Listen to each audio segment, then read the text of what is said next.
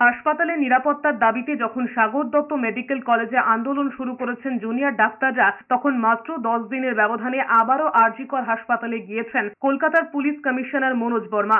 আরজিকর হাসপাতালে নিরাপত্তা ব্যবস্থা কোথায় কেমন জোর দেওয়া হয়েছে তা খতিয়ে দেখেছেন সিপি। হাসপাতালের জরুরি বিভাগ এবং প্রসূতি বিভাগেও ঢুকতে দেখা গিয়েছে তাকে। যে ঘরগুলোতে ভাঙচুর করা হয়েছিল সেই ঘরগুলো ঘুরে দেখেন তিনি। সুপ্রিম কোর্টের নির্দেশে হাসপাতালে নিরাপত্তার দায়িত্ব দেওয়া হয়েছে সিআইএসএফ জওয়ানদের। তাদের সঙ্গে কথাও বলেছেন মনোজ বর্মা। সুপ্রিম কোর্টে আরজিকর মামলার শুনানিতে রাজ্যের তরফে জানানো হয়েছিল 14 দিনের মধ্যে হাসপাতালগুলোয় সিসি ক্যামেরা লাগানো হবে। জুনিয়রদের অভিযোগ সেই কথা রাখেনি রাজ্য। এরই মধ্যে সোমবার সুপ্রিম কোর্টে আরজিকর মামলার শুনানি রয়েছে। তার আগে হাসপাতালের কোথায় কোথায় নিরাপত্তা বৃদ্ধিতে জোর দেওয়া প্রয়োজন দেখে গিয়েছেন সিপি।